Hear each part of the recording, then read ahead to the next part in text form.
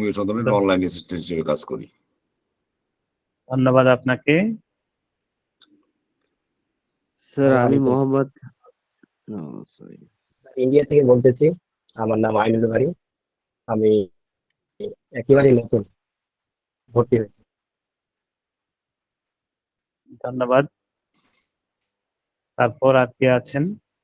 Sir আমার নাম মোহাম্মদ আবু রায়হান, আমি সাতক্ষীরা শ্যামনগর থেকে বলছি আর কি। ডিএসএমএস কোর্সে প্রথম বর্ষে ভর্তি আছি কলেজে আর কি। আর ধন্যবাদ আপনাকে। আসসালামু আলাইকুম। আমি ইসমত আরা সিমি। আমি এবার 3rd ইয়ারে পড়ছি এবং রাজশাহী থেকে বলছি। আপনাকেও ধন্যবাদ। আর কেউ আছেন পরিচয় দিবেন? আসসালামু আলাইকুম আজকের ক্লাস। ওয়ালাইকুম সালাম। স্যার, আমি Ajmal Hossain Al Amin, DHMS Motahar Hossain homeo medical college, Sirajganj, প্রথম বর্ষ, একদম নতুন। ধন্যবাদ। আজকের ক্লাসটা আমরা ধরে নেন আমরা একটা ক্লাসরুমে উপস্থিত, আপনারা আমাকে দেখতেছেন, আমিও আপনাদেরকে দেখতেছি।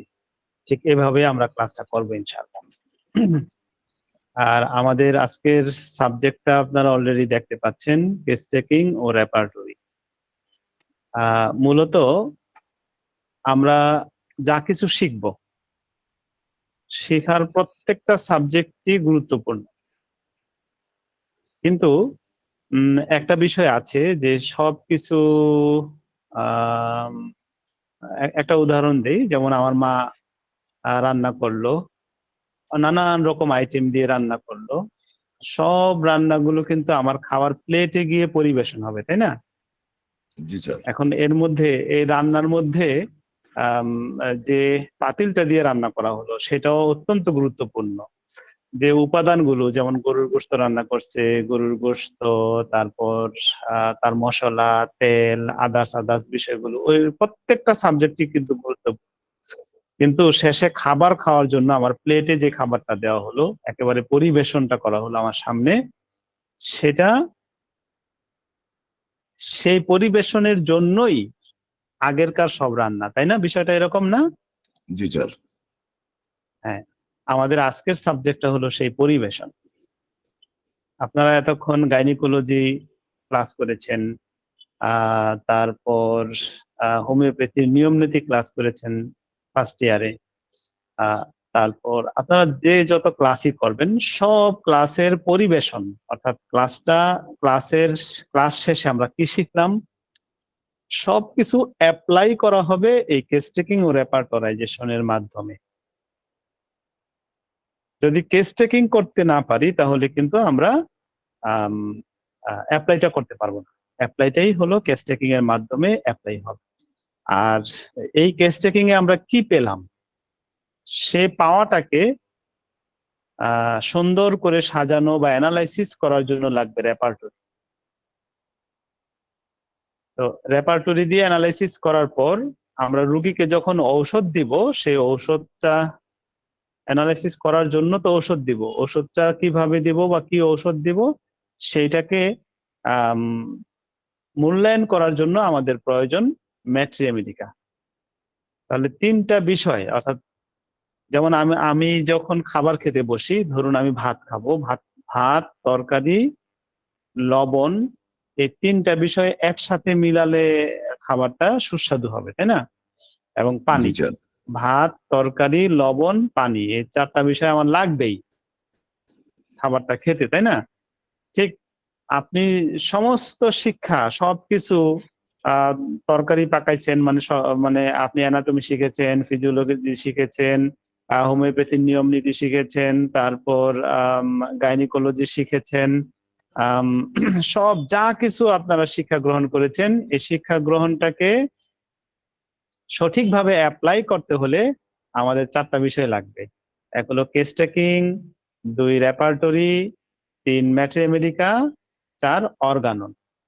অর্গাননটা লবণের মতো, সবকিছু দিবেন, অর্গানন নাই কিন্তু তাহলে স্বাদ হবে না, বিষয়টা তাই না? তো এই পুরো সাবজেক্টটা অর্থাৎ আমরা যা কিছু শিখবো ফার্স্ট ইয়ার থেকে ফোর্থ ইয়ার পর্যন্ত যা কিছু শিখবো এই শেখাটাকে রোগীর কাছে অ্যাপ্লাই করার জন্য কেস টেকিং ও রেপার্টরাইজেশন এটা সবচেয়ে বেশি গুরুত্বপূর্ণ সাবজেক্ট। আচ্ছা, তাহলে আমি কি বুঝাইতে চাইছি আপনারা একজন বলেন তো দেখি।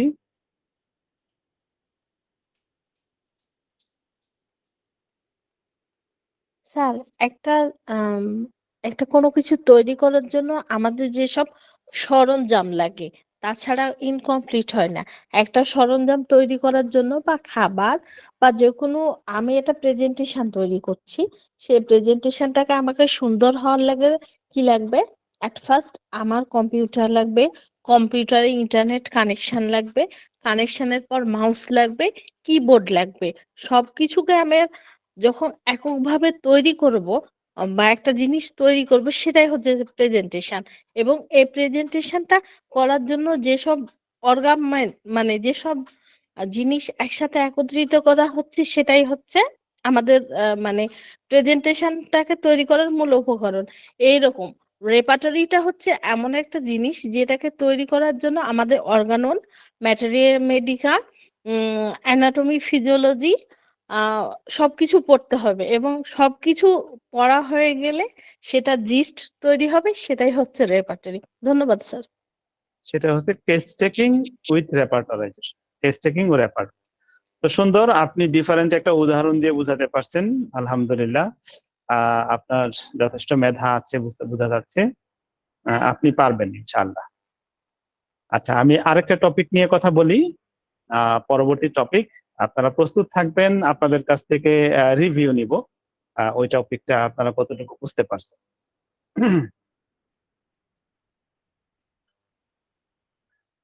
আমরা ফার্স্ট ইয়ার এবং সেকেন্ড ইয়ার দুইটা ইয়ারের ক্লাস একসাথে করাবো। এই ক্লাসটা হবে প্রতি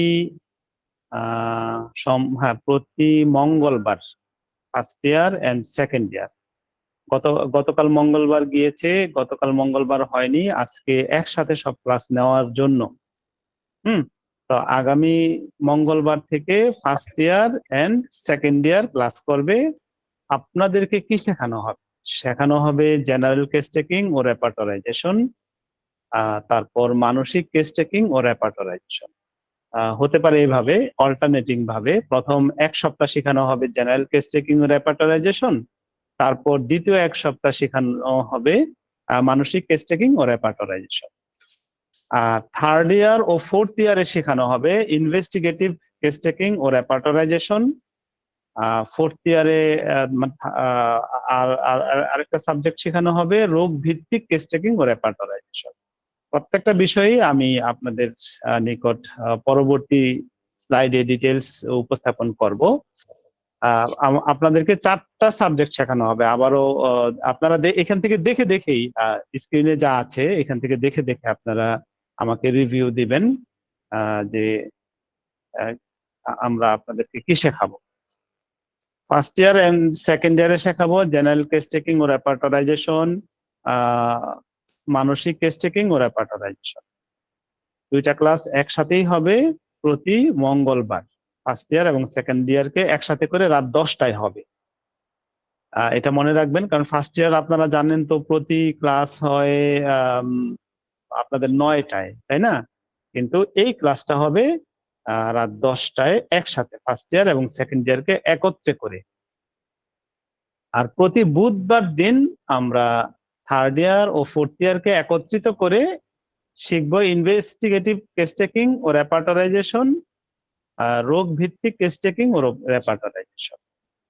আচ্ছা, এই সাবজেক্ট গুলো একজনে বলেন তো আমরা কি সাবজেক্ট শিখবো এবং শেখাবো? ডিএইচএমএস ফার্স্ট ইয়ারে জেনারেল কেস টেকিং ও রেপার্টারাইজেশন, ও মানসিক কেস টেকিং ও রেপার্টারাইজেশন দ্বিতীয় সপ্তাহে। DHMS third year and fourth ইয়ারে ইনভেস্টিগেটিভ কেস টেকিং ও রেপার্টারাইজেশন ও রোগ ভিত্তিক কেস টেকিং ও রেপার্টারাইজেশন। ধন্যবাদ আপনাকে। আমরা জেনারেল কেস টেকিং ও রেপার্টরাইজেশনে কি কি শিখবো? এখানে প্রায় 14টি সাবজেক্ট থাকবে। 1 নাম্বার সাবজেক্ট হলো case taking in Organon's perspective, অর্থাৎ অর্গাননের ভাষায় কেস টেকিং। তো আর সাধারণত 83 থেকে 104 পর্যন্ত যে অ্যাফোরিজম, এই অ্যাফোরিজমের সংক্ষিপ্ত বর্ণনাগুলো আমরা শিখবো।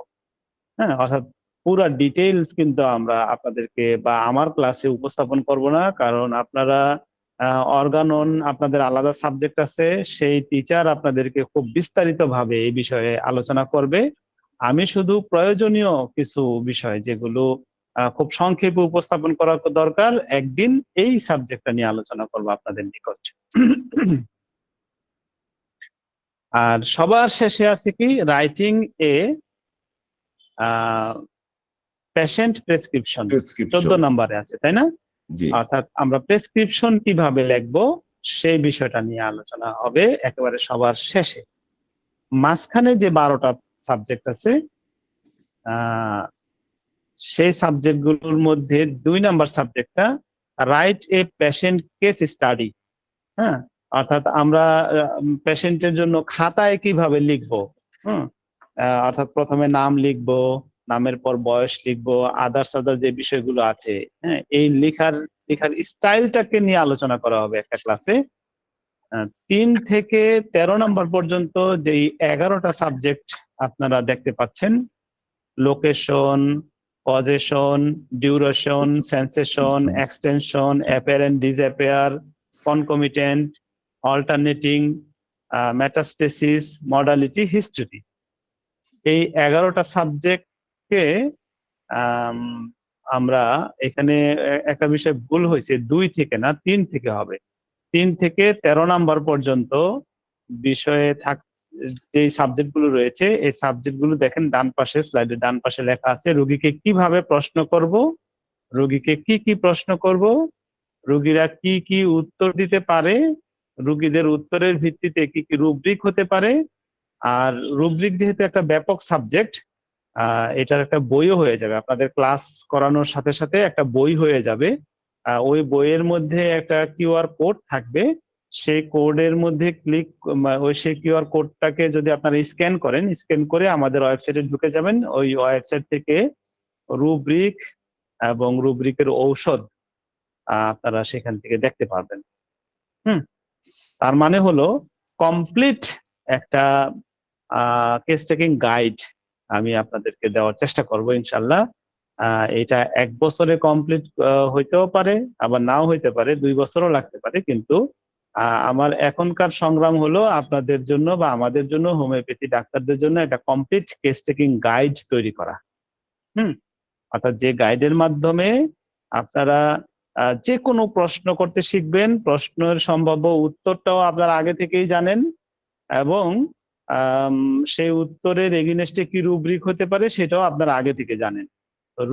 রোগীকে শুধু প্রশ্ন করাটা শিখবেন, তারপর যথাসময়ে যথাস্থান থেকে উত্তর খুঁজে বের করা এবং রুব্রিক খুঁজে বের করা, এটাকে আমরা একটা টেকনিকে নিয়ে আসার চেষ্টা করব। এই টেকনিকে নিয়ে আসার জন্য অবশ্যই আপনাদের হেল্প প্রয়োজন, কারণ এখানে আপনারা পরামর্শ দিবেন, বুদ্ধি দিবেন। আমার যেটুকু বুদ্ধি আছে সেই বুদ্ধির সাথে আপনাদের বুদ্ধি জোড়া লাগিয়ে এটাকে একটা বিশাল বড় সমৃদ্ধ ভান্ডারে রূপান্তরিত করা হবে ইনশাআল্লাহ। তাহলে আমরা জেনারেল কেস টেকিং বলতে কি কি শিখবো এই বিষয়টা নিয়ে এর আগে যে 2জন রিভিউ দিয়েছেন, এই 2জন ছাড়া অন্য একজন রিভিউ দেন, যে এখান থেকে দেখেই দেন যে আমরা জেনারেল কেস টেকিং এ কি শিখবো।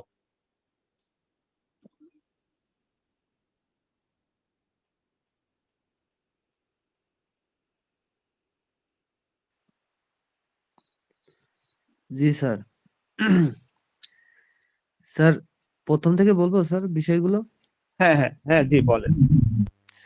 কেস টেকিং ইন অর্গানান্স পার্সপেক্টিভস, আপনার 2 নম্বরে হলো writing a patient case study, তারপর আছে locations, কোসেশনস,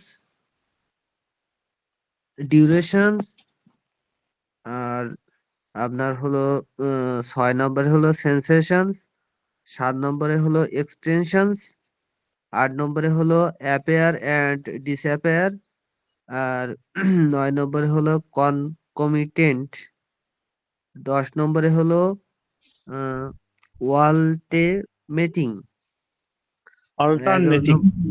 sorry alternative netting, sorry. 11 নম্বরে হলো মেটাস্টিস, 12 নম্বরে হলো মেটাস্টেসিস। মেটাস্টেসিস, 12 নম্বর হলো মোডালিটি, 13 নম্বর হলো হিস্টোরি, 14 নম্বর রাইটিং এ প্যাশনস, প্রেসক্রিপশনস। জি স্যার। ধন্যবাদ আপনাকে। আর আমরা 2 নাম্বার থেকে ঠিক আছে, 2 নাম্বার থেকে 13 নাম্বার পর্যন্ত এই কথাটা ঠিক আছে। আমার কাছে ওই সময় মনে হয়েছিল ঠিক নেই। এই 2 নাম্বার থেকে 13 নাম্বার পর্যন্ত সাবজেক্টে আমরা প্রত্যেকটা রোগীকে কিভাবে প্রশ্ন করব, কি প্রশ্ন করব, তারপর রোগীরা কি কি উত্তর দিতে পারে, সম্ভাব্য উত্তর, রোগীদের উত্তরের ভিত্তিতে কি কি রুব্রিক হতে পারে, আর ওই রুব্রিকের সাজেশন দেওয়া থাকবে। সব রুব্রিক হয়তো বইয়ে দেওয়া সম্ভব হবে না, কিন্তু সব রুব্রিক আমরা তো ইসে দিতে পারি, ওয়েবসাইটে দিয়ে দিতে পারি। এবং সেটা কিউআর কোড স্ক্যান করে বা আমাদের ওয়েবসাইট থেকে, এই যে আমার যে একটা বই আছে হোসাইনি কিনোট, যে এরকম একটা অর্গানাইজড একটা বই, এটা একটা ইবুক, এখানে 242টা ঔষধ নিয়ে আলোচনা করা হয়েছে। প্রত্যেকটা ঔষধকে ব্যাপকভাবে আলোচনা করা হয়েছে। সেখানে ডিএইচএমএস ফার্স্ট ইয়ারের ওষুধগুলো নিয়ে আলাদা করে আলোচনা করা হয়েছে, সেকেন্ড ইয়ারের ওষুধগুলো নিয়ে আলাদাভাবে আলোচনা করা হয়েছে, এবং প্রত্যেক ইয়ারের ওষুধগুলো নিয়ে আলাদাভাবে আলোচনা করার ব্যবস্থা আছে। আবার সেখানে গ্রুপ রিমেডি গুলো নিয়ে আলোচনা করার জন্য, মানে গ্রুপ রিমেডি গুলো নিয়ে নতুন করে সাজানো হচ্ছে। তো মোটামুটি একটা ইবুককে কিন্তু অনেক ভাবে ঢেলে সাজানো সম্ভব। যেটা বইকে অনেক রকম ভাবে ঢেলে সাজানো সম্ভব না, ইবুককে কিন্তু ঢেলে সাজানো সম্ভব। সেই কাজটাই আমরা আমাদের হোমিওপ্যাথির কল্যাণে, আমরা হোমিওপ্যাথি শিক্ষার্থীদের জন্য এই কাজটা আমরা হাতে নিয়েছি। ইনশাল্লাহ এটা আমরা কমপ্লিট করব। এবার আসা যাক মানসিক কেস টেকিং ও রেপার্টরাইজেশনে কি থাকবে। মানসিক কেস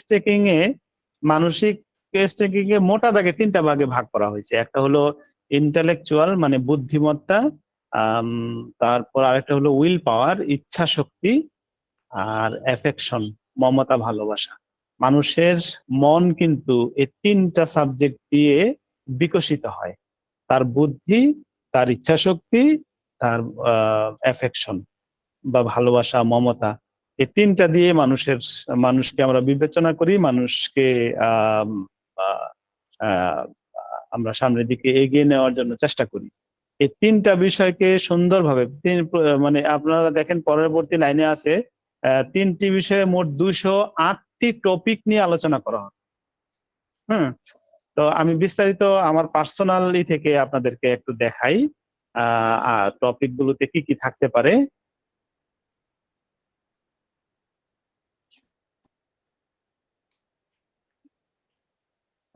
এই যে আমরা ইন্টেলেকচুয়াল নিয়ে যে বিষয়টা আছে, এই ইন্টেলেকচুয়ালটা কিন্তু বিশাল বড় একটা সাবজেক্ট। যেমন চিন্তা শক্তি বৃদ্ধি, কেউ যদি ধরেন কোনো কিছু নিয়ে খুব ভাবতে পারে, চিন্তা করতে পারে, এই বিষয়টা কিন্তু খুব গুরুত্বপূর্ণ সাবজেক্ট, তাই না?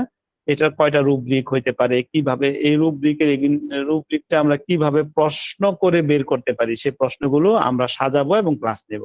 এখানে তো এখন সাজানো নাই, রুব্রিক গুলো সাজানো আছে, কিন্তু এই রুব্রিক গুলো আমরা সাজানোর পাশাপাশি এগুলোর অনুবাদ করে ফেলবো, এবং প্লাস মানে এই যে রুব্রিক গুলো আছে এগুলোকে আমরা রোগীর কাছ থেকে বের করতে হলে কি প্রশ্ন করা লাগবে, সেই প্রশ্নগুলো কিন্তু আমরা এখান থেকে শিখে ফেলবো।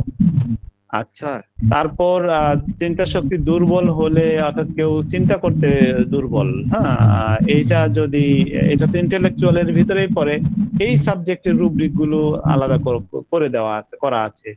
চিন্তা করা কষ্টকর, এইটার মধ্যে যেমন এর মধ্যে চিন্তা করা কষ্ট, যেমন পড়তে কষ্ট, এটাও তো একটা সাবজেক্ট, তাই না? অনেক মা কিন্তু বা তার বাচ্চাদের নিয়ে আমাদের কাছে আসে যে চিন্তা করা কষ্ট বা পড়তে কষ্ট, লিখতে কষ্ট, হিসাব করতে কষ্ট, সময় নির্ধারণ করতে কষ্ট, স্থান নির্ধারণ করতে কষ্ট, মাত্রা ও দূরত্ব নির্ধারণ করতে কষ্ট বা ভুল করে, নিজের পরিচয় সংক্রান্ত বিভ্রান্তি, নিজেরই ভুলা যায়, মানুষ শনাক্ত করতে ভুল করে, মানসিক অবসাদ, ধ্যান বা অন্তর্দর্শন। এটার মধ্যে ইন্টেলেকচুয়ালের মধ্যে আরেকটা সাবজেক্ট হলো কন্ডিশন, যেমন কৌতূহল কোনো বিষয়ে, হ্যাঁ, তারপরে কৌতূহল শূন্যতা, যত্ন বা মনোযোগ, অবহেলা, অমনোযোগ, তারপরে ফ্যাকাল্টি, দক্ষতা, যেমন বিশ্বাস করার প্রবণতা, অবিশ্বাস করা কোনো কিছুতে, বুদ্ধিমত্তা। এই যে এইভাবে আমরা প্রত্যেকটা সাবজেক্টকে 208টা টপিকে বিভক্ত করে ফেলেছি মাইন্ডকে, অর্থাৎ পুরো মাইন্ড অধ্যায়টাকে আমরা 208টা টপিকে বিভক্ত করে পড়বো ইনশাল্লাহ। হয়তো 1 বছরে আমরা আপনাদেরকে পুরো সাবজেক্টটা শেষ করে দিতে পারবো কিনা জানি না, কারণ অনেক তো সাবজেক্ট, তাই না? তবে উল্লেখযোগ্য বিষয়গুলোকে আমরা শেষ করে দেওয়ার চেষ্টা করবো ইনশাআল্লাহ। তাহলে বুঝতে পারছেন এখানে কিন্তু এই 3টা মানে মাইন্ডের 3টা বিষয় মানে 3টা বিষয় না, মাইন্ডের 3টা বিষয় মানে অনেক কিছু, অনেক পুরো মাইন্ড অধ্যায়টা, মাইন্ড চ্যাপ্টারটাকে আমরা এখানে শেষ করে দেওয়ার চেষ্টা করবো।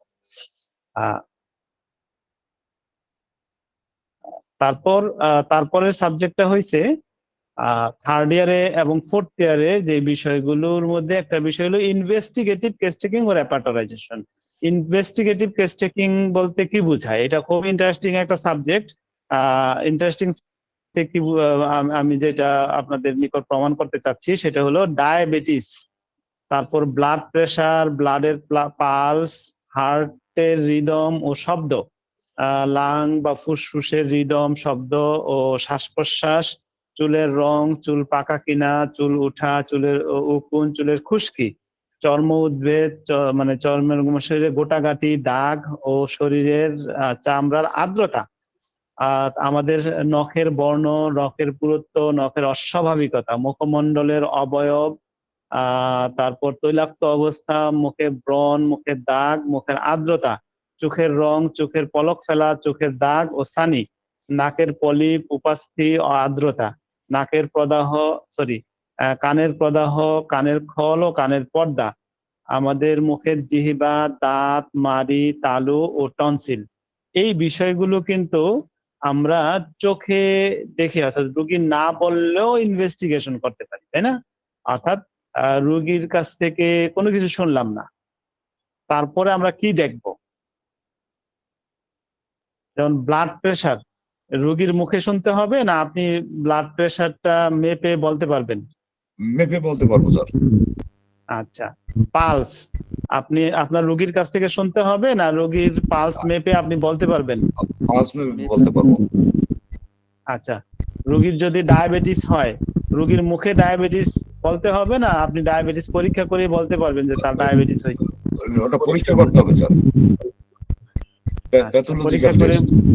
প্যাথোলজিক্যাল টেস্ট করবেন, তো তারপর রোগীর কাছ থেকে সিমটম নেবেন। হ্যাঁ, ফুসফুসের, তারপর ডায়াবেটিস হলে প্যাথোলজিক্যাল টেস্ট যখন নিয়ে আসবে তারপরও কিন্তু আমাদের ইনভেস্টিগেশনের প্রয়োজন হয়। একজন ডায়াবেটিসের রোগীর তার প্রস্রাব ইনভেস্টিগেশন করতে হয়, তারপর তার পেট ইনভেস্টিগেশন করতে হয়, তার চোখ ইনভেস্টিগেশন করতে হয়, তারপর জিহ্বা ইনভেস্টিগেশন করতে হয়। হ্যাঁ, অনেক কিছু ইনভেস্টিগেশন করতে হয়। এই ইনভেস্টিগেশন গুলো আমরা এখান থেকে শিখবো। কিভাবে কি শিখবো? ডায়াবেটিসের ইনভেস্টিগেশন, অর্থাৎ আপনাকে রোগী বলে নাই কিন্তু আপনি রোগীর কাছ থেকে সিমটম নিবেন, এইটাই হলো ইনভেস্টিগেটিভ কেস। বুঝাতে পারছি বিষয়টা? এই বিষয়টা আমরা থার্ড ইয়ার এন্ড ফোর্থ ইয়ারে পড়াবো, এবং প্রত্যেকটা বিষয়েই আমরা রোগীকে কিভাবে প্রশ্ন করব, কি প্রশ্ন করব, রোগীরা কি উত্তর দিতে পারে তার একটা সম্ভাব্য তালিকা, রোগীদের উত্তরের ভিত্তিতে কি রুব্রিক হতে পারে তার একটা সম্ভাব্য সাজেশন, এবং এই সাজেশনের পাশাপাশি একটা কিউআর কোড থাকবে, সেটা স্ক্যান করে আপনারা ঔষধগুলো আমাদের ওয়েবসাইট থেকে দেখতে পারবেন। আচ্ছা, এটা গেল আমাদের থার্ড ইয়ার এবং ফোর্থ ইয়ারের একটা সাবজেক্ট। থার্ড ইয়ার এবং ফোর্থ ইয়ারের আরেকটা সাবজেক্ট হলো আম, সর্বাধিক আক্রান্ত 20টি রোগের কেস টেকিং ও তার রেপার্টরাইজেশন আমরা শিখবো হাতে কলম। অর্থাৎ ধরুন আমরা ডায়াবেটিস নিয়ে কথা বলেছি, ডায়াবেটিসের কেস টেকিং আমরা কিভাবে করব হাতে কলমে শিখবো। হ্যাঁ, এবং তার আরেকটা রোগ হতে পারে হাইড্রোসেফালাস, তার কেস চেকিং কিভাবে করব এবং কিভাবে রুগী দেখবো। একেবারে হাতে কলমে আমরা 20টা রোগ নিয়ে হাতে কলমে শিখবো। হুম, তারপর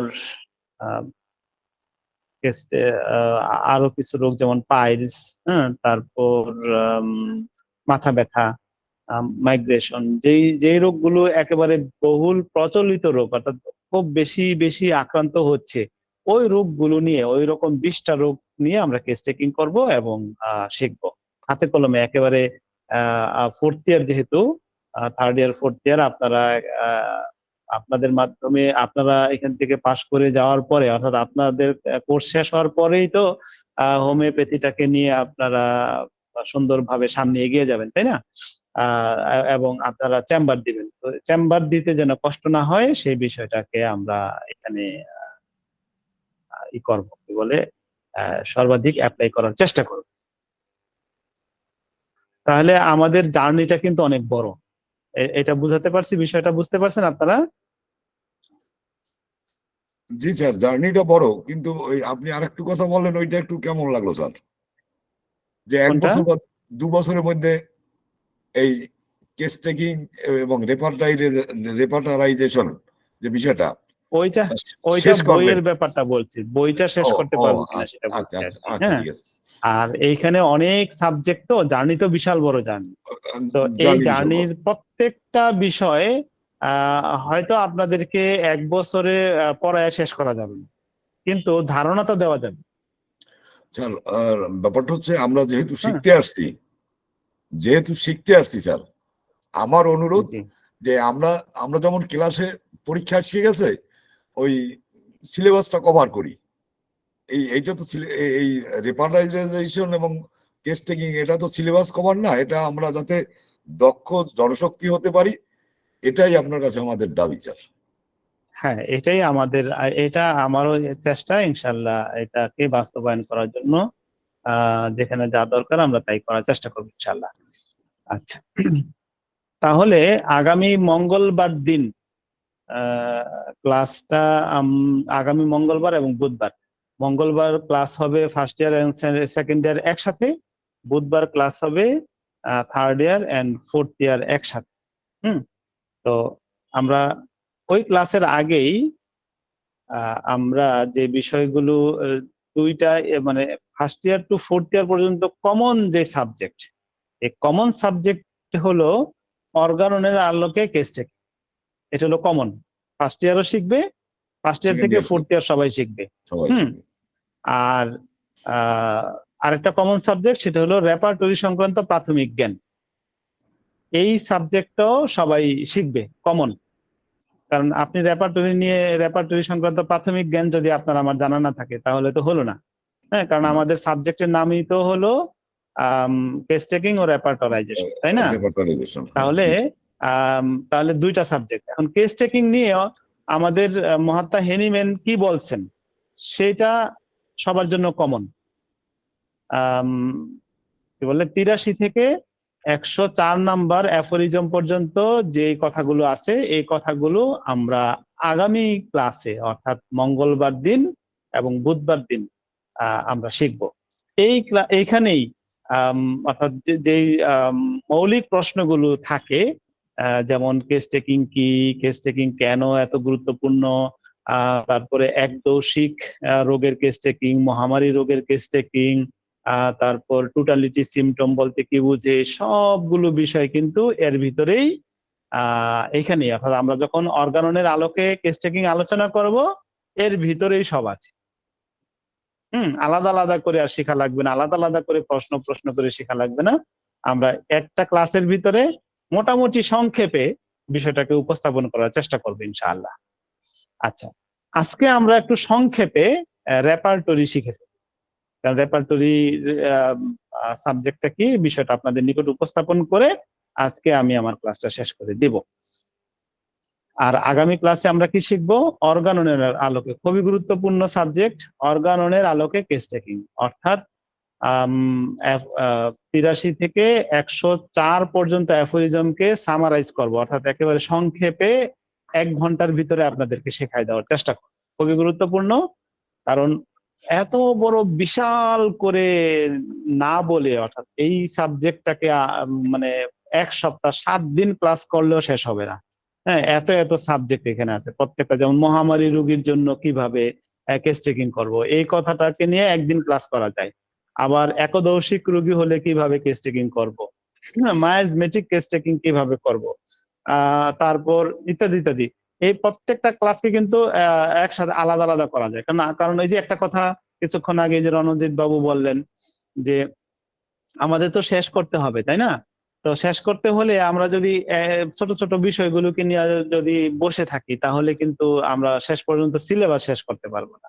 এজন্য বিশাল সমুদ্রটাকে বা বিশাল বড় সাবজেক্টটাকে অল্প করে মোট সামারাইজ করতে পারাটাও কিন্তু একটা সফলতা, তাই না? আমরা এক ক্লাসে শেষ করে দেওয়ার চেষ্টা করবো ইনশাল্লাহ আগামী মঙ্গলবার এবং বুধবারে। তো আজকে রেপার্টরি নিয়ে আমি যে বিষয়টা উপস্থাপন করবো, একেবারে রেপার্টরি প্রাথমিক জ্ঞান বলতে আমরা কি বুঝি, রেপার্টরি কাকে বলে।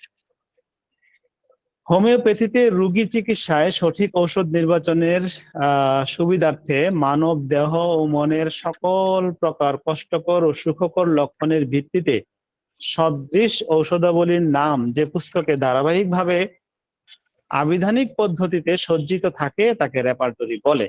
রেপার্টরি এমন একটি ঔষধ ভান্ডার যা হোমিওপ্যাথিক চিকিৎসার নির্দেশক এবং সদৃশতম ঔষধটি ম্যাট্রিয়ামেডিকার মহাসমুদ্র হতে খুঁজে বাহির করার জন্য সবচেয়ে কার্যকরী একটি পন্থা। এটা তো আমি আমার ভাষায় বললাম, বা একটা বইয়ের ভাষায় কথাটা বলে ফেললাম। এই ভাষাটাকে আপনি আপনার ভাষায়, অর্থাৎ আপনারা যারা শুনতেছেন তাদের মধ্য থেকে একজন নিজের ভাষায় আমাকে বুঝান। বইয়ের ভাষায় বলা দরকার নেই, নিজের ভাষায় আমাকে বুঝান।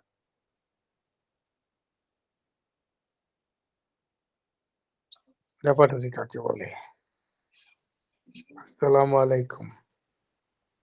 ওয়ালাইকুম সালাম। আপনার রেপার্টরি সামনে হচ্ছে বইয়ের ভাষাটা আছে, হ্যাঁ, এই বইয়ের ভাষাটা থেকে নিজের ভাষায় আমাকে বুঝাবেন। তাহলে দেখা গেল যে আপনি যে বুঝাচ্ছেন এটা অন্যরা শিখে গেল। জি প্লিজ আচ্ছা, কন্টিনিউ। একটু চেষ্টা করি ছোট করে। সেটা হচ্ছে রেপার্টরি হচ্ছে সেই গ্রন্থ বা সূচিপত্র যেখানে একটি রুব্রিকের বিপরীতে কতগুলো মেডিসিন আছে তা নির্দেশ করে। বা এই যে উপরে যে সংজ্ঞা, সেই সংজ্ঞার আলোকে যদি বলি যে রোগীর কষ্টকর লক্ষণ বা উপসর্গগুলো সদৃশ ওষুধ নির্বাচনের শুধু জন্য যে কষ্টকর না, সূচিপত্র, সুখ করো। কষ্টকর না, সুখকর, শুধু হ্যাঁ সুখ করো। হ্যাঁ, হ্যাঁ, এই লক্ষণগুলো সদৃশ যে রুব্রিক সজ্জিত থাকে সেটাই হচ্ছে রেপার্টরি। এবং এটা কিভাবে সজ্জিত থাকবে? এটা ধারাবাহিক ভাবে বা আবিধানিক ভাবে, অর্থাৎ আমরা যে ডিকশনারির কথা বলি না, অভিধান বলতে কি বুঝি আমরা? যদি বাংলায় ডিকশনারি হয় তাহলে সরেও দিয়ে আগে, তারপর সরেয়া, তারপর রশ্মির শব্দগুলো, তাই না?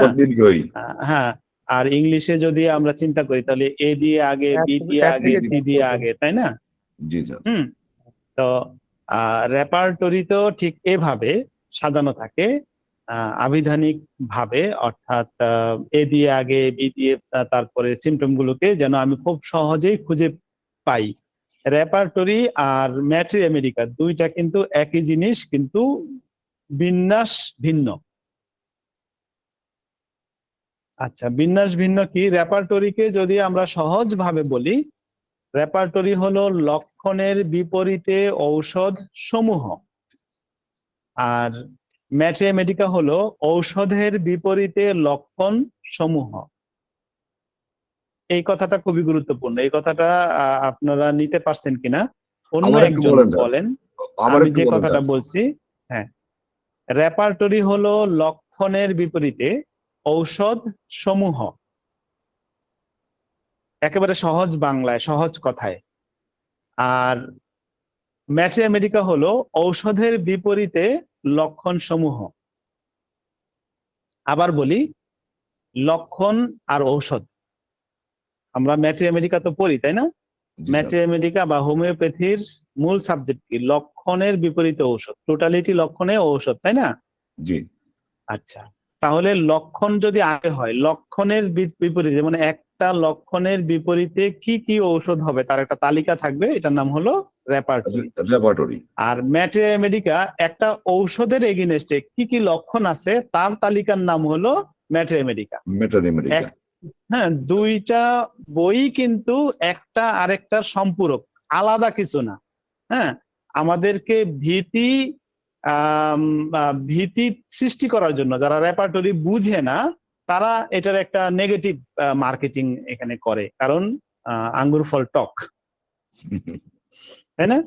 আচ্ছা, তো একজন বর্ণনা দেন এই কথাটা, রেপার্টরি এবং ম্যাথমেটিকা তুলনামূলক আলোচনা। হ্যাঁ, ম্যাথমেটিকা কি এবং রেপার্টরি কি? আমি যে কথাটা বলছি যে রেপার্টরি হলো লক্ষণের বিপরীতে ঔষধের তালিকা বা ঔষধ ঔষধ সমূহ। সমূহ। হ্যাঁ, আর আর ম্যাথমেটিকা হচ্ছে ম্যাথমেটিকা হলো ঔষধের বিপরীতে লক্ষণের লক্ষণ তালিকা বা সমূহ। লক্ষণ সমূহ। এই বিষয়টা মানে যারা বলছেন তারা ছাড়া অন্য একজন বলেন। ম্যাটেরিয়ামেডিকা হচ্ছে ঔষধের আলোকে এই লক্ষণ, আর রেপোর্টারি হচ্ছে লক্ষণের আলোকে ঔষধ, বিপরীতে অনুযায়ী ঔষধ ঔষধ সমূহ। আমি বলি, ঠিক আছে, ধন্যবাদ, সুন্দর পেরেছেন। হ্যাঁ, আরেকজন বলতেছেন, বলেন। ল্যাবরেটরি হলো লক্ষণের বিপরীতে ঔষধ সমূহ, আর ম্যাটেরিয়ামেডিকা হলো মেডিসিনের বিপরীতে লক্ষণ সমূহ। Thank you. আচ্ছা, আমরা শেষ করে দিব, আমাদের সময় প্রায় শেষ হয়ে আসতেছে। পরের স্লাইডটাতে যাই। রেপার্টরি কত প্রকার ও কি কি, এই বিষয়টা আমাদের জানতে হবে। এটুকু জানলে আমাদের বেশি বিস্তারিত, অর্থাৎ এমন কিছু পড়ার দরকার নাই যেগুলো আমাদের দরকার, মানে যেগুলো আমরা ব্যবহার করি না, তাই না? বেশি প্রশ্ন, বেশি শিখা, বেশি যেটা ব্যবহার হয় না সেটা শিখা আমাদের দরকার নেই। তো প্রথম কথা হলো রেপার্টরি কত প্রকার, এটা আমাদের জানতে হবে। তো রেপার্টরি প্রথমত দুই প্রকার বা প্রধানত দুই প্রকার। একটা হলো লাক্ষণিক রেপার্টরি, দ্বিতীয় হলো নৈদানিক বা ক্লিনিক্যাল রেপার্টরি। এই দুইটা জানলেই চলবে। বর্তমানে বাকিগুলো যেমন সাধারণ, নৈদানিক, নির্ঘণ্ট রেপার্টরি, কার্ড রেপার্টরি, যে টোটাল যে 5টা বিষয় বলা হয়েছে, 3 নাম্বার, 4, 5, 6 নাম্বার, টোটাল 6টা। হ্যাঁ, যে নির্ঘণ্ট রেপার্টরি, তারপর card repertory, synthetic repertory, computerised repertory. এর মধ্যে 6 নাম্বারটা ব্যবহার হয়, মাঝখানে 3টা ব্যবহার হয় না। নির্ঘণ্ট repertory, card repertory, synthetic repertory, এগুলো ব্যবহার হয় না, এগুলোর আলোচনারও দরকার নেই, এগুলো ওল্ড হয়ে গেছে। হ্যাঁ, কিন্তু কম্পিউটারাইজড রেপার্টরি এটা ব্যাপকভাবে ব্যবহার হয়, অর্থাৎ আমরা যে কম্পিউটারে যে সফটওয়্যার ইউজ করি এই সফটওয়্যারটাই হলো কম্পিউটারাইজড রেপার্টরি। কিন্তু এই কম্পিউটারাইজড রেপার্টরির মৌলিক জায়গা হলো লাক্ষণিক রেপার্টরি এবং নৈদানিক রেপার্টরি। লাক্ষণিক রেপার্টরি কি? আমরা যে ক্যান্ট রেপার্টরি পড়ি, সিনথেসিস রেপার্টরি পড়ি, এই ক্যান্ট ও সিনথেসিস রেপার্টরি হলো লাক্ষণিক রেপার্টরি বা সাধারণ রেপার্টরি। বুঝাতে পারছি বিষয়টা? আচ্ছা, এখানে ক্লিনিক্যাল সিমটম তো অবশ্যই আছে, ক্লিনিক্যাল সিমটম আছে, কিন্তু ক্লিনিক্যাল ধারাবাহিকতায় একে সাজানো হয়নি, এটাকে লক্ষণের ভিত্তিতে সাজানো হয়েছে, ক্লিনিক্যাল নামগুলো দিয়ে সাজানো হয়। আচ্ছা, আর নৈদানিক রেপার্টরি, ক্লিনিক্যাল রেপার্টরি কোনটা? ক্লিনিক্যাল রেপার্টরি হলো মার্ফি রেপার্টরি আর হলো বুরিক রেপার্টরি। এই দুইটা রেপার্টরি কিন্তু ক্লিনিক্যাল রেপার্টরি। বুরিক রেপার্টরি শুধুমাত্র ক্লিনিক্যাল রেপার্টরি, মানে এটাকে লাক্ষণিক রেপার্টরি বলা যায় না, এটাকে ক্লিনিক্যাল রেপার্টরি হিসেবে এটাকে বিবেচনা করা হয়। কিন্তু মার্ফি রেপার্টরি লাক্ষণিক রেপার্টরি প্লাস ক্লিনিক্যাল রেপার্টরি, দুই রকম রেপার্টরিকে একসাথে করে, অর্থাৎ এটাকে কম্বাইন করা হয়েছে। অর্থাৎ এটাতে ক্যান্ট রেপার্টরির যতগুলো সিমটম, সবগুলো সিমটম এই মার্ফি রেপার্টরিতে দেওয়া আছে, প্লাস ক্লিনিক্যাল রেপার্টরির যে সিমটম বিন্যাস অর্থাৎ সাজানোর যে বিন্যাস, হ্যাঁ, যে ক্লিনিক্যাল ভাষাগুলো দিয়ে রেপার্টরিকে সাজানো, সেই ভাষাগুলো এর মধ্যে আছে। অর্থাৎ আমরা মার্ফি রেপার্টরিকে একটা আদর্শ রেপার্টরি বলতে পারি, যে রেপার্টরির মধ্যে কি আছে, জেনারেল রেপার্টরিও আছে অর্থাৎ লাক্ষণিক রেপার্টরি আছে এবং ক্লিনিক্যাল রেপার্টরি আছে। ক্লিনিক্যাল রেপার্টরি আছে। এজন্য আমরা আপনাদেরকে এই রেপার্টরি শেখানোর ক্ষেত্রে মার্ফি রেপার্টরিটাকে বেছে নিব, মার্ফি রেপার্টরি থেকে শেখাবো। কেন শেখাবো মার্ফি রেপার্টরিতে? কারণ এর মধ্যে জেনারেল রেপার্টরিও আছে এবং ক্লিনিক্যাল রেপার্টরিও আছে। ঠিক আছে, তাহলে আমরা বুঝতে পারলাম কোন রেপার্টরি শিখবো আজকের ক্লাসে, এবং আমরা বুঝতে পারলাম যে যে রেপার্টরির গুরুত্বটা কি বা রেপার্টরি কি। রেপার্টরি মূলত ম্যাট্রিয়ামেডিকাই, হ্যাঁ, ম্যাট্রিয়ামেডিকার একটা ডিকশনারি। রেপার্টরিকে আমরা আরো সহজ করে যদি বলি, রেপার্টরি হলো ম্যাট্রিয়ামেডিকার একটা ডিকশনারি। ঠিক আছে, আচ্ছা, এইখানে আরেকটা বিষয় আমাদের খুবই গুরুত্বপূর্ণ, সেটা হলো রুগী যখন আপনার কাছে আসে তখন কি রুগী আপনাকে ঔষধ বলে না লক্ষণ বলে? লক্ষণ বলে। লক্ষণ বলে। রুগী বলতেছে আমার মাথা ব্যথা, মানে পাখার বাতাস, অর্থাৎ আমি যদি পাখার নিচে কিছুক্ষণ বসি তাহলে আমার মাথা ব্যথা হয়ে যায়। এটা কি বলতেছে? রুগী এই কথাটা বললো। এই কথাটা কি লক্ষণ না এই কথাটা ঔষধ? লক্ষণ স্যার। আচ্ছা, লক্ষণ। রুগী যেহেতু আমার কাছে প্রথমে এসে লক্ষণ বলতেছে, আমার কাছে ম্যাট্রিয়ামেডিকা দুই সিস্টেমের ম্যাট্রিয়ামেডিকা আছে। একটা সিস্টেম হলো লক্ষণের বিপরীতে ঔষধ সমূহ, আরেকটা সিস্টেম হলো ঔষধের বিপরীতে লক্ষণ সমূহ। দুইটাই কিন্তু ম্যাট্রিয়ামেডিকা। তো রুগী যখন আমার নিকট এই কথাটা বলল যে ফ্যানের নিচে বা বাতাসে আমি যদি বেশিক্ষণ থাকি তাহলে আমার মাথা ব্যথা হয়ে যায়, এই কথাটা কি লক্ষণ না ঔষধ? লক্ষণ। লক্ষণ। তাহলে লক্ষণের বিপরীতে ঔষধ এই বইটা আমাকে আগে শিখতে হবে, না ঔষধের বিপরীতে লক্ষণ এই বইটা আমাকে আগে শিখতে হবে? লক্ষণের যুক্তি কি বলে? ঔষধ। লক্ষণের বিপরীতে ঔষধ, এটা আগে শিখতে হবে। এইটা আগে শিখতে হবে। যারা এই বিষয়টা আগে না শিখে ম্যাট্রিয়ামেডিকাকে আগে শিখেন বা ম্যাট্রিয়ামেডিকাকে বেশি গুরুত্ব দিয়ে শিখেন, হ্যাঁ, তারা কিন্তু ফেল করবে। উপযুক্ত ক্ষেত্রে ঔষধ প্রয়োগ করতে ফেল করবেন, কারণ আপনি আপনার ভিত্তিটাকে তৈরি করছেন ঔষধের উপরে, সিমটমের উপরে না। আমাদেরকে বলা হয়েছে টোটালিটি সিমটমে ঔষধ দিতে। আপনি সিমটমের উপরে আপনার বেসটাকে, ভিত্তিটাকে অর্থাৎ জ্ঞানের ভিত্তিটাকে তৈরি করেন নাই, আপনি ঔষধ অ্যাপ্লাইয়ের উপরে ভিত্তি করে জ্ঞানের ভিত্তিটাকে তৈরি করছেন। ম্যাথমেটিক অবশ্যই লাগবে। যখন আপনি ঔষধ দিবেন, রোগীর কাছ থেকে সিমটম নেওয়া শেষ, অ্যানালাইসিস করা শেষ, এবার আপনার কাছে আপনার কাছে সামনে ওষুধ চলে আসছে, সালফার দিবেন, পালসিটিলা দিবেন নাকি ন্যাট্রামিউর দিবেন, আপনি এখন কনফিউশনে চলে আসছেন যে কি ঔষধ দিবেন। এবার আপনি ম্যাট্রিয়ামেডিকাকে প্রশ্ন করবেন যে আমি কি ঔষধ দিব, কারণ ম্যাট্রিয়ামেডিকা হলো ঔষধের বিপরীতে লক্ষণ সমূহ।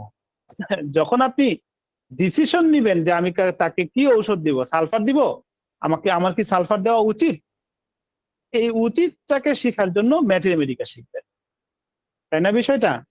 কিন্তু যখন আপনি রোগীর কাছ থেকে সিমটম নেবেন তখন আপনার প্রয়োজন রেপার্টরি। বুঝাতে পেরেছি? তো আজকের ক্লাসের মৌলিক সাবজেক্ট এ পর্যন্তই। তারপর এর মধ্যে যদি আপনাদের কোনো প্রশ্ন থাকে বা আমরা কি শিখবো এই বিষয়টা যদি আপনারা বুঝতে না পারেন, প্রশ্ন থাকলে অবশ্যই প্রশ্ন করতে পারেন। আসসালামু আলাইকুম স্যার। ওয়ালাইকুম সালাম। আমার একটা প্রশ্ন ছিল। হ্যাঁ, অবশ্যই স্যার, এখন একটা তো রেপার্টরি তো লাগবে। এখন রেপার্টরি আমরা কি মার্ফি রেপার্টরি কিনবো স্যার? হ্যাঁ, মার্ফি রেপার্টরি কিনবেন। আর আপনার কাছে মার্ফি এবং ক্যান্ট কম্পিউটারে দুইটা রেপার্টরি থাকতে পারে। মার্ফি এবং ক্যান্ট এই দুইটা রেপার্টরি হলে আপনার আর লাগবে না। এই দুইটা রেপার্টরি যথেষ্ট। জি স্যার। ক্যান্টে আর সবকিছু পাবেন না। কম্পিউটারে ক্যান্টে কারণ হলো ক্যান্ট তো লেখা হয়েছে এখন থেকে 125 বছর আগে, তাই না? তো জি স্যার। 125 বছর জি আগে এর মধ্যে অনেক কিছু কিন্তু পরিবর্তন হয়েছে, অনেক কিছু। হ্যাঁ, এই জন্য ক্যান্টে অনেক সময় সবকিছু পাওয়া যায় না। মার্ফিতে আপনি অনেক জি কিছুই স্যার। পাবেন। জি। আর তবে স্যার ক্যানটাও লাগবে বেসিক কম্পিউটার, হিসাবে। জি স্যার, যে জমি ও যে সফটওয়্যার এটা কি সব স্যার একসাথে? জমিও সফটওয়্যারে ক্যান্ট আছে, মার্ফি আছে, কমপ্লিট রেপার্টরি আছে। তিনটা রেপার্টরি খুব গুরুত্বপূর্ণ। কমপ্লিট রেপার্টরি বিশ্বের হ্যাঁ স্যার। সবচেয়ে বড় রেপার্টরি। জি স্যার।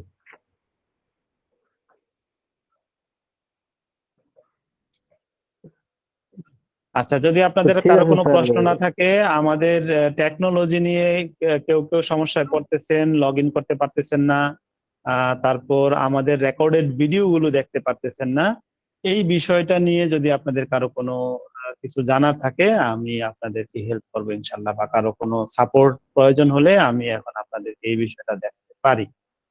স্যার ওই ভিডিওটা যখন অন করি হ্যাঁ, তখন ওইটা বাফারিং হচ্ছে। হ্যাঁ, এটা বুঝতে পারছি আমি। এটা স্যার আমার একটা এখানেও প্রশ্ন হয়। করবো কি ডোজ তবে সম্পর্কে? জি, অবশ্যই। স্যার আমরা ম্যাটেরিয়ামেটিকাতে পড়ি যে সিঙ্গেল ডোজে রোগ সেরে গেছে। আসলে এই ডোজটা সিঙ্গেল দ্বারা কি বোঝানো হয়? এটা কি টোটাল আমরা যে বোতলে 1 গ্রাম শিশিতে ওষুধ দেয় এটাকে, নাকি সিঙ্গেল ডোজ বলতে 1 ফোঁটা ওষুধকে বোঝায়? এটা তো এখনকার প্রশ্ন না, এটা মানে আমাদের আজকের সাবজেক্টের সাথে রিলেটেড প্রশ্ন আচ্ছা না। আচ্ছা আচ্ছা। ঠিক আছে, না, কারণ এটা মনের মধ্যে একটা বড়, আছে তো এই জন্য বলে বড় ফেলাইলাম। প্রশ্ন। এই জন্য এটা এখন উত্তর দেওয়া যাবে না। Okay sir.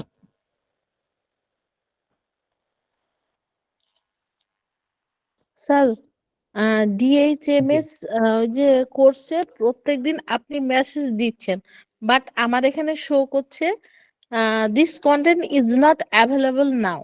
এটা মোটামুটি আমার সাথে 3 দিন হচ্ছে। এটার কারণ কি, বা এটা কি আমার প্রবলেম কোনো? এইরকম প্রবলেমের কথা তো অন্যরাও বলছেন, কিন্তু আমি তো এটার সাথে এই প্রবলেমটাকে আহ, আমি তো বুঝতে পারতেছি না, কারণ আমি গেলে তো সেখানে দেখতে পারি। আজকে আপনাদের এই কমপ্লেন পাওয়ার পরে আমি অন্য একটা অ্যাকাউন্ট থেকেও গিয়ে দেখলাম যে না, লিঙ্ক গুলো দেখা যাচ্ছে, কন্টেন্ট গুলো দেখা যাচ্ছে। হুম, কিন্তু আপনারা বলতেছেন যে এটা অ্যাভেলেবেল না। তাহলে তো একটা বিপদ, তাই না? স্যার আজকে আমি মনে করছিলাম যে আপনি প্রথম যে আজকে 17 তারিখের যে ক্লাসটা দিছেন, হ্যাঁ, আমি ওইটা প্রথম দেখছি, দেখার পরে দেখলাম যে this content is not available. এইটা দেখার পরে আমি মনে করছি যে আজকের বোধহয় ক্লাস হবে না।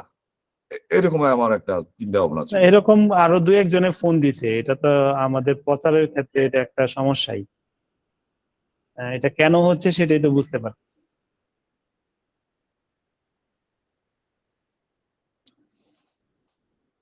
স্যার, এই আচ্ছা, প্রবলেমটা অন্য মোটামুটি গ্রুপগুলোতে 2 দিন গেলেও কি ধরে এই হচ্ছে। প্রবলেমটা হচ্ছে? একই প্রবলেম, সেম প্রবলেম স্যার। অন্য গ্রুপেও? হ্যাঁ হ্যাঁ। স্যার আমিও দেখতে পাচ্ছিলাম না স্যার। হুম। তাহলে এখানে লিংকের কারণে কি এমনটা হচ্ছে? বারে বারে প্রতিদিন লিংক শেয়ার করতেছি, এটার কারণেও হতে পারে। এটা ফেসবুকের পক্ষ থেকে কিছু একটা করে দিচ্ছে যে এত লিংক শেয়ার করে কেন। আচ্ছা, আপনারা একটা কাজ করেন, কষ্ট করে এইখানে আপনারা আপনাদের প্রত্যেকের মোবাইল নাম্বারটা লিখে ফেলেন। আমি এই মোবাইল নাম্বার গুলোকে অ্যাড করে আমাদের হোয়াটসঅ্যাপ গ্রুপে দিয়ে দিন, সংযোগ করে দিন, তো যেন আপনারা হোয়াটসঅ্যাপ গ্রুপ থেকে লিঙ্কটা পেয়ে যান।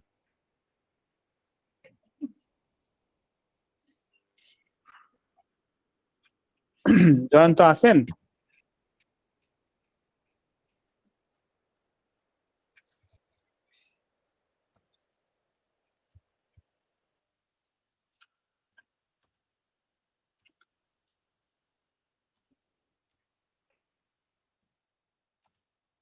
আচ্ছা, এখানে যারা আমাদের ওয়েবসাইটে ঢুকে ফার্স্ট ইয়ার প্রথম বর্ষই যদি আমরা ঢুকি, আমাদের ফার্স্ট ইয়ারের ক্লাস হয়েছে মানে আজকে যেটা হয়েছে এটা আগামী দিন রেকর্ডেড ভিডিওটা থাকবে। যেমন ক্লাস হয়েছে ম্যাথমেটিকা, হ্যাঁ, ম্যাথমেটিকার এই যে এখানে ক্লাসটা যেটা দেখা যাচ্ছে এটা 49 মিনিট। এটাতে গেলে কিছুক্ষণ বাফারিং করে। করে কেন? এটা তো অনেক বড় একটা ফাইল, এটা গুগল ড্রাইভ থেকে আসে, এজন্য একটু বাফারিং করে। যদি এরকম বাফারিং বেশিক্ষণ করতে থাকে তাহলে আপনারা আবার রিলোড দিবেন বলতে আবার ক্লিক করবেন, একবার ক্লিক করে আবার ক্লিক করবেন। হ্যাঁ, তখন এই দেখছেন আমি একবার বাফারিং হয়েছে, আবার ক্লিক করছি, চলে আসছে, ভিডিওটা চলে আসছে, আপনারা এখান থেকে দেখতে পারবেন। এটা একটু করবেন আর কি আপনারা। যখন প্রথমবার যখন দেখেন যে 30 সেকেন্ডের বেশি বাফারিং হচ্ছে, খালি ঘুরতেছে, হ্যাঁ, তখন আপনারা আবার ওইটাতে ক্লিক করে দ্বিতীয়বার আবার এটাকে ওপেন করবেন। তখন আর বাফারিং হবে, ঠিক হয়ে যাবে। ঠিক আছে? তো এইটুকু একটু কষ্ট করতে হবে, কারণ অনেক বড় ফাইল, এটা এখানে আসতে একটু সময় নেয়। একবার ক্লিক করে 10-15 সেকেন্ড বাফারিং করলে আবার ক্লিক করবেন, তারপরে যদি আবার না হয় আবার ক্লিক করবেন। হ্যাঁ, একবার ক্লিক করে অন্তত 10-15 সেকেন্ড দেখবেন, তাহলে আশা করি আর এই সমস্যাটা থাকবে না।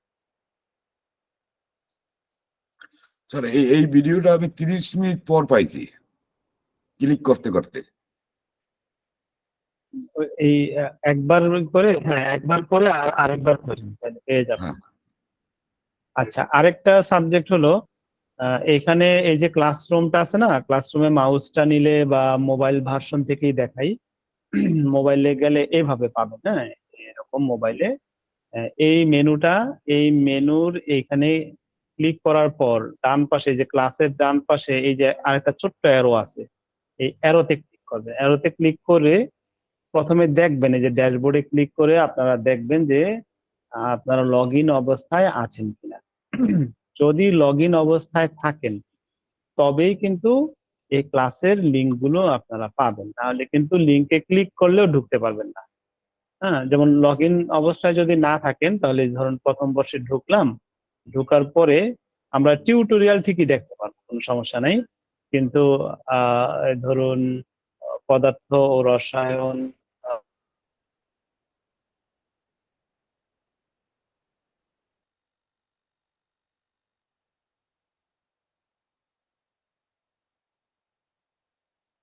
ক্লাস হয়েছে, এটা 49 মিনিট। এই জীববিদ্যার এই ক্লাসটাতে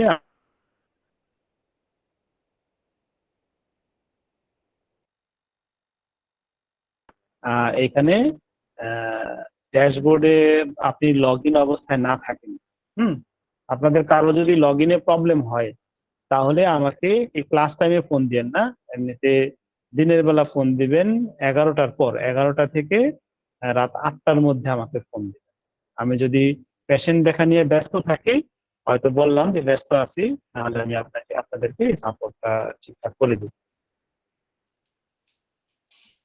যেমন এটা এখানে বাফারিং হচ্ছে, আপনারা মোবাইলে হলে এখানে মোবাইলের এই জায়গায় এই যে এই জায়গাটাতে ক্লিক করলে এটা ব্লক হবে। দেখবেন যে মোবাইলের নিচে আছে, কি বলে, এই মোবাইলের নিচে একটা গো বাটন আছে, গো বাটনে ক্লিক করলে এটা আবার যাইতে।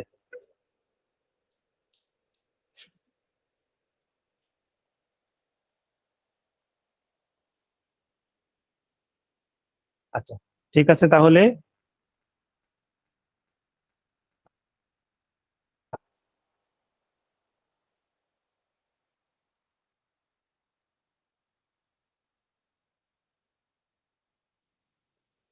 আসসালামু আলাইকুম স্যার। রবিন মার্ফির রেপার্টরি কি অ্যাভেলেবেল পাওয়া যায় বাংলাদেশে?